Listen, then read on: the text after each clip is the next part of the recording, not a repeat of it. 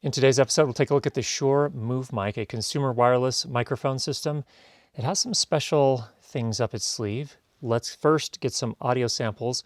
Let me first tell you, this is on loan to me. I'm wearing it right now. This entire episode is recorded with the MoveMic.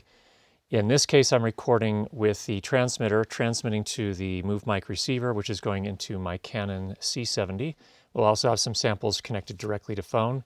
First up, some raw samples compared to the Rode Wireless Pro and the DJI Mic 2. It was easier to know it than to explain why I know it. If you were asked to prove that 2 and 2 made 4, you might find some difficulty, and yet you are quite sure of the fact. It was easier to know it than to explain why I know it.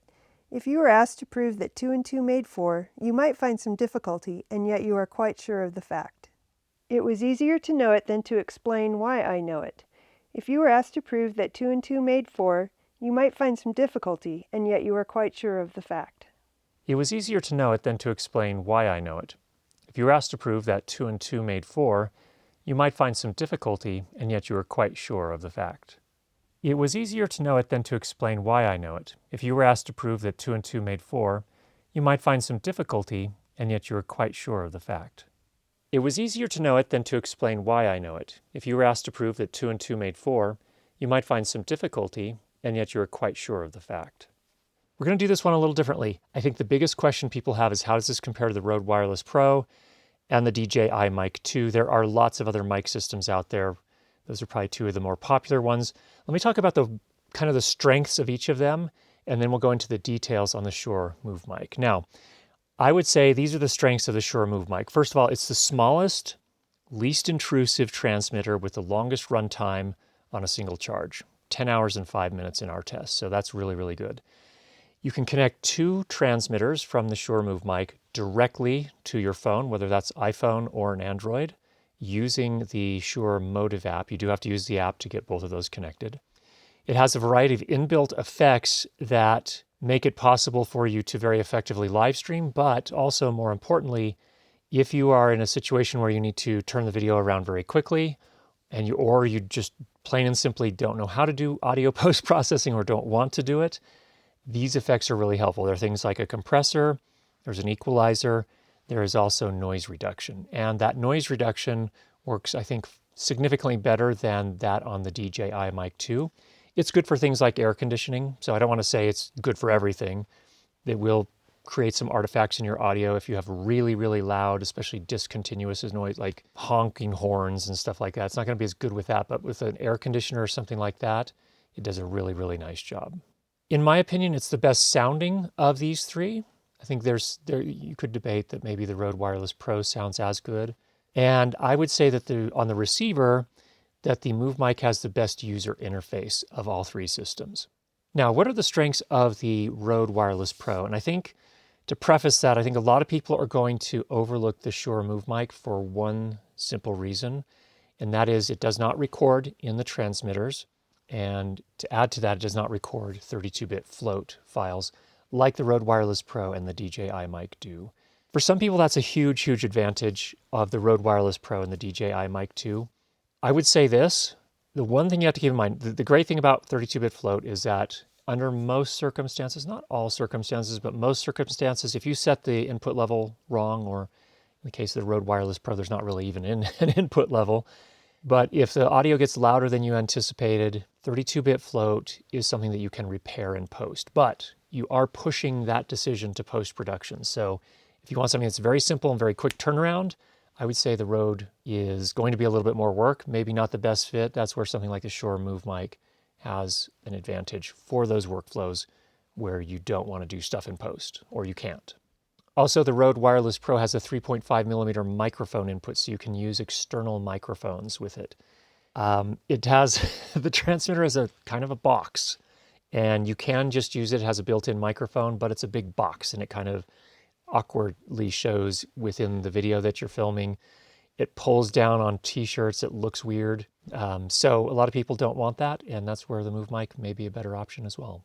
The Wireless Pro has timecode. It does not have the most exhaustive timecode solution, but it is a good timecode solution if you're just using the two microphones, the transmitters with the Wireless Pro system.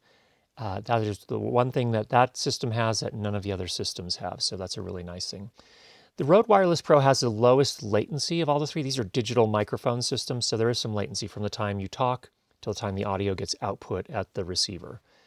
And this has the lowest of the three. However, I haven't found any of them egregious. All of them are within one frame, one video frame if you're filming at 30 frames per second, so nobody's really going to notice that except for the people that care about that the most. Most audiences can't tell, so I don't see that as a huge issue. I would say, unfortunately, that the Rode Wireless Pro has the worst user interface on the receiver. You have to use weird button combinations to get things done. It's just the hardest to use in terms of making settings on the receiver. So overall, these are all good systems. What about the DJI Mic 2? It also has 32-bit float recording capability. It also has a 3.5 millimeter microphone input. It has a good touchscreen on the receiver along with a dial that makes it fairly easy to operate. I still find the MoveMic a little bit easier.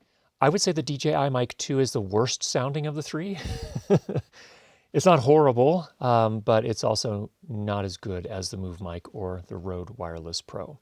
It has the ability to connect one of your transmitters directly to a phone or to one of the DJI little loggy cameras. However, it doesn't sound great when you connect it to your phone. So whereas the SHURE MoveMic does sound great when you connect it to your phone. So that's kind of a differentiation there. Noise reduction on the DJI Mic 2 introduces a lot of artifacts and weird sound. I don't really find it usable. On the SHURE MoveMic, the noise reduction is much more usable. So that's my comparison of those three. I would say this. Some people see the world in black and white. I see a little bit more grayscale.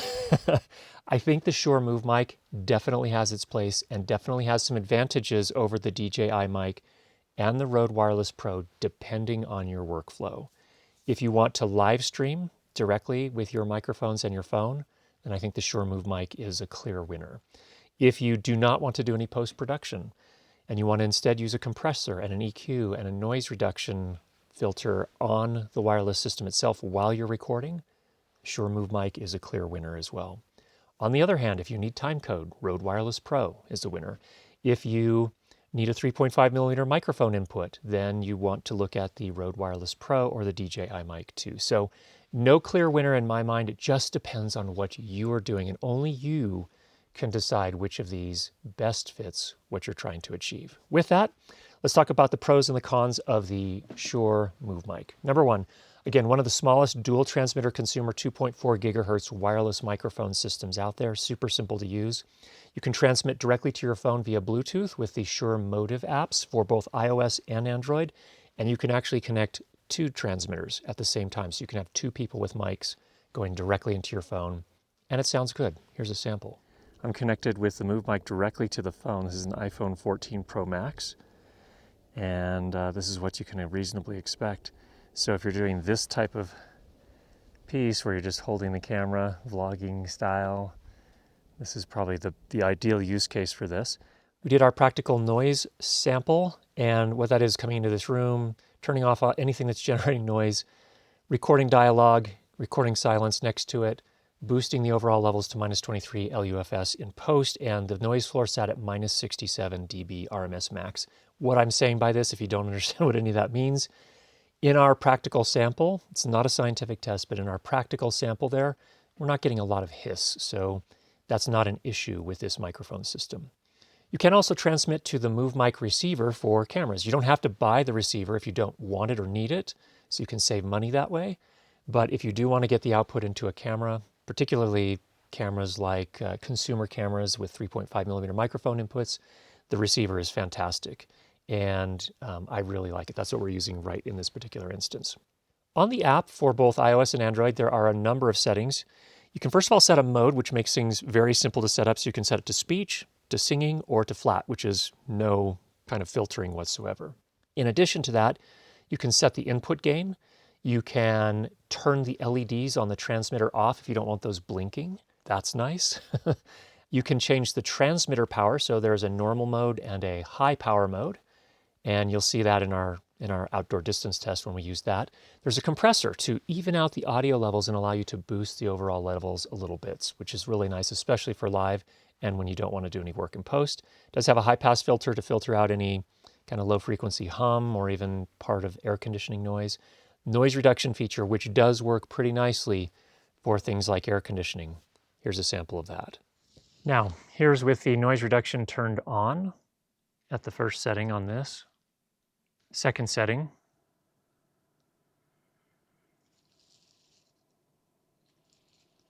This is the third setting.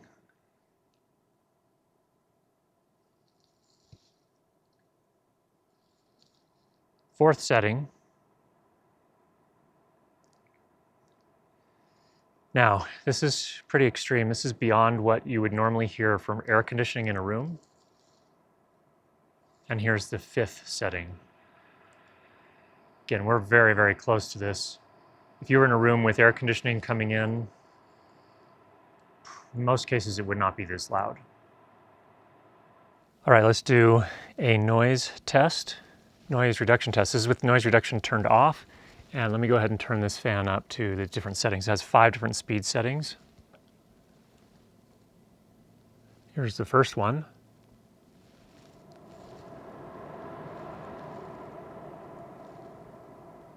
Second setting.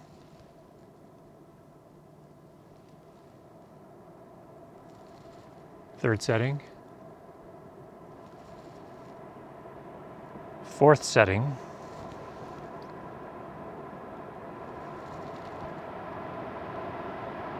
Fifth setting. Going back to the controls, you can also lock the controls, and there is an equalizer as well if you want to fine-tune the sound that you're getting. You can live stream directly from the Motiv app, the SHURE Motiv app. Now, I want to make it clear, you do need the SHURE Motiv video app if you want to connect 2 transmitters. I tried to connect one via just Bluetooth, not using the app, and it will record. It didn't sound as good, but when you use the Motiv video app or the Motiv audio app, you can connect 2 transmitters and they sound fantastic. Now, you can live stream directly from that same Motiv app to any service that has an RTMP live streaming capability. So that's going to be YouTube and lots of others out there. On the app, you can record audio at 48 kilohertz, 24-bit wave. You can also record it to Apple lossless format or AAC, some very common formats. And some people might say, what, no MP3? Well, MP3 has essentially been replaced by AAC in these days. AAC can record better quality audio with the same file size as MP3, so it's generally the preferred format. Battery power time on the transmitters, amazing. 10 hours and 5 minutes in normal or low power mode. So that is fantastic. If you're going to need a little bit more time, this is probably a winner here. There's a latency of 32 milliseconds when recording direct to an iPhone 14 Pro Max. That's what we have as a phone. Now, what does that mean in practical terms? That's actually closer to in sync than the built-in microphone on the phone was. It's within less than a frame when you're recording at 30 frames per second. I don't see it as a problem, so just so you're aware. There's a charging case. It will hold and charge 2 transmitters, can recharge the transmitters twice. So it has its own battery in the case itself, and it's a nice sturdy case, works nicely. As far as how far you can transmit with this system indoors, throughout my entire house, 2 stories, through 2 doors, up onto the 2nd story and back down, no dropouts whatsoever. So it did a really nice job indoors. Outdoor, we were able to get 100 meters direct line of sight. The first dropout happened at about 29 meters when it was not directly in line of sight when I turned away from the camera. And this is in high power mode. So when you do go outside, you might want to put it in higher power mode if you're having any issues with dropouts. It's great that they have that setting in there. The transmitters and receiver are both IPX4 rated, meaning they can withstand splashing water, so that's good. Now, the transmitter has 2 LEDs and they flash different colors, and sometimes those kind of things are hard to understand. Okay, what does that mean? The nice thing is that inside the lid of the charging case, it tells you what those mean, so you always have a quick reference with you. Nice little thought there. The cold shoe mount on the receiver is pure metal, and you can adjust the viewing angle, which is really, really nice. The receiver also has an excellent screen. It's a color screen and very, very easy to read even outdoors. Now you can buy the MoveMic in various combinations, including with just a single transmitter if that's what you want. It also includes the kit that we got was the 2 transmitters, charging case, receiver, and all the cables, plus a little kind of neoprene wrap that you can store it all in. You buy just what you need, which is really nice because then you don't have to spend as much money if you don't want a receiver, for example. If you're always going to be recording to your phone, don't need the receiver, then you don't have to buy the receiver, which is great. So The pricing varies from $175 for the single transmitter kit all the way up to $500 for the dual transmitter kit with the charging case, the receiver, all the cables, and the neoprene wrap. So those are the prices at the time of this review. Now, no product is perfect. So what are the downsides with the Shure MoveMic? Number one, you must use the Motiv app, and the app cannot switch from the front camera to the back camera on iOS, at least while you're recording. You can switch cameras, but not while you're recording. And I think that's actually a limitation of iOS, not the Motiv app. Not positive on that, but that's one thing to keep in mind. So you can't go record and then switch back and forth between the front and back cameras. It does not record on the transmitter and does not use 32-bit float. From my point of view, instead you have the compressor and you have the noise reduction. So I actually think that it's a trade-off. I don't think 32-bit float is the end-all be-all. For certain workflows, it's very, very useful as a tool, but I don't think it's the end-all be-all for everybody in every situation. I think the compressor and the noise reduction make it a lot easier if you don't want to do post-production. Just like with every other system out there, and I'm not going to let Shure off the hook for this one either, there are inbuilt non-user replaceable batteries. I did contact Shure. They said that they will service these, so they have service centers around the world, and you can send it in and they will replace the batteries. There'll be a fee. I don't know what the fee is, but they can be replaced. My fear is that a lot of these are going to end up in the landfill because people are just going to be like, it doesn't work anymore. Throw it in the landfill. So I'd like to see less of that, honestly. The foam cover that comes with it works pretty well up to winds at about 5 miles per hour. Once you get beyond that, it does not do well. You're going to need additional wind protection. Whereas the other two systems that we talked about, the Rode Wireless Pro and the DJI Mic, both have fur covers that you can put on, so they do work better in higher winds. Not that the Shure can't do that, but just doesn't come with that kind of cover. So you're going to have to go find your own third-party fur-type cover to put on the MoveMic. And as we mentioned before, there is no 3.5 millimeter microphone input on the transmitter. That's part of how they kept it so tiny and so small. So if you do need an external lavalier microphone, then the MoveMic is not the system for you. So overall, my take is this. I think it's the best sounding consumer wireless microphone system I've used. The transmitters are tiny, tiny, tiny, and their batteries last a ridiculously long time for how small they are. You can record 2 transmitters directly into your phone. If that's your jam, this is a great system for that. There's a built-in compressor, equalizer, high-pass filter, so you don't have to do post-production necessarily if you're really trying to turn things around fast, or if you're doing a live stream. The noise reduction actually works. It actually helps with things like air conditioning. Now, if you get into a situation where there's scads of noise, it's going to leave artifacts. It's not perfect, but if you just have some air conditioning running in the background or something like that, this does really, really well. There's no 32-bit float recording on the transmitter, period. So if that's important to you, this is not for you. Here's the thing. If you want even less work, then I really think that something like this with a compressor and a noise reduction built in and an EQ built in is going to be way faster in post. You're not going to have to do work in post potentially at all. Whereas with 32-bit float, you're pushing the work to post-production. If you get above 0 dB, you have to go fix that in post-production, or if you export that video or just upload it straight to YouTube or whatever, it will be distorted and clipped. So that's where I think there's a little bit of a trade-off. And some people kind of get tunnel vision. Oh, 32-bit float, I want 32-bit float, I want 32-bit float. There are other ways to solve these problems. And in some cases, not having 32-bit float, but instead having a compressor, an equalizer, and a noise reducer right in the transmitter itself is the better solution. So hope that was helpful for you. If you have any questions, go ahead and leave those down below. Get out there and make some great sound, and we'll talk to you again soon. Take care, everybody.